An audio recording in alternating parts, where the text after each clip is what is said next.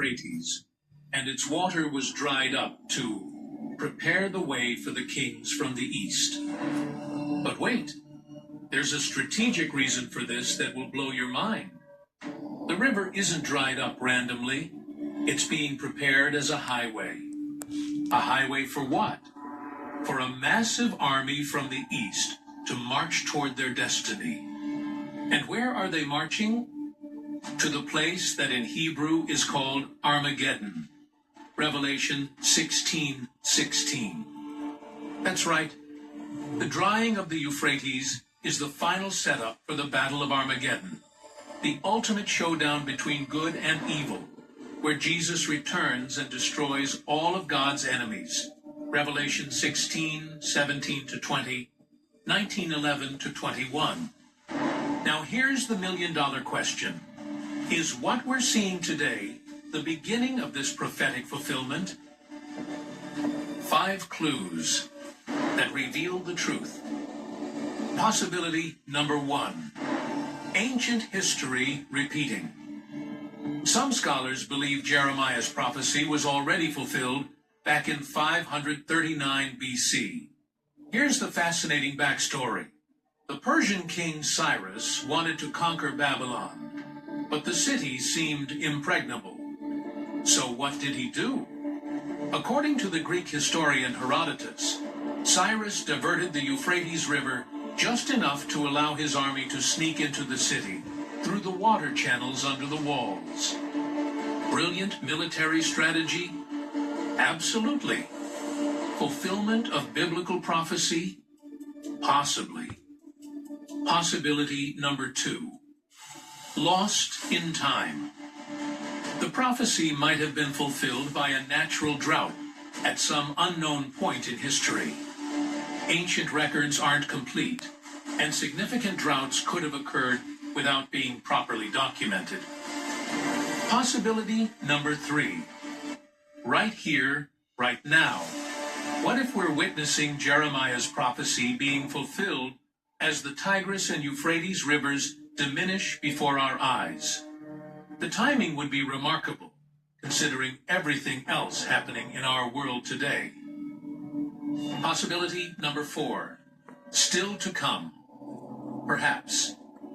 Jeremiah's prophecy is actually connected to the end times events described in Revelation, and both will be fulfilled during the great tribulation that's still ahead of us. Possibility number 5. The double fulfillment. Here's a possibility that keeps many prophecy experts awake at night. What if the prophecy has a double fulfillment? Once in the past, as a warning and demonstration of God's power, and again in the future during the end times as the final judgment? But regarding the Revelation prophecy about the Euphrates drying up, that one has a definitive timeline. And what I'm about to tell you will either give you peace of mind or cause you to start preparing for what's coming. The 3 unmistakable signs.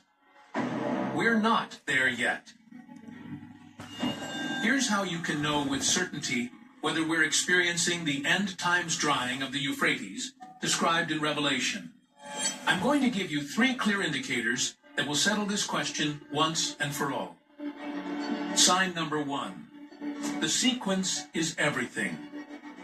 The 6th bowl judgment doesn't happen in isolation. It comes near the very end of a 7-year tribulation period.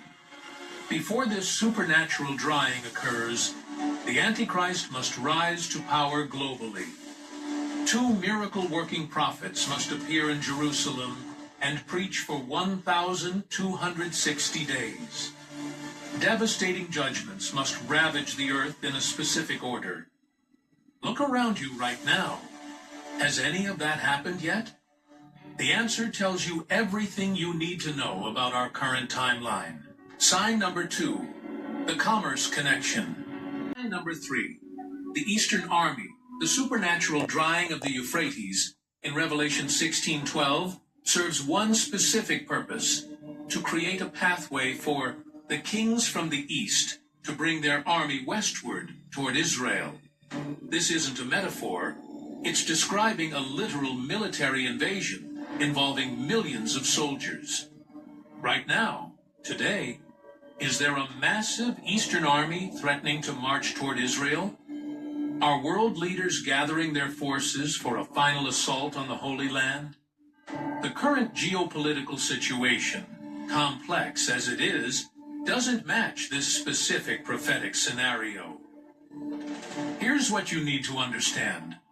When the time comes for the Battle of Armageddon, the Euphrates River will indeed dry up completely and supernaturally.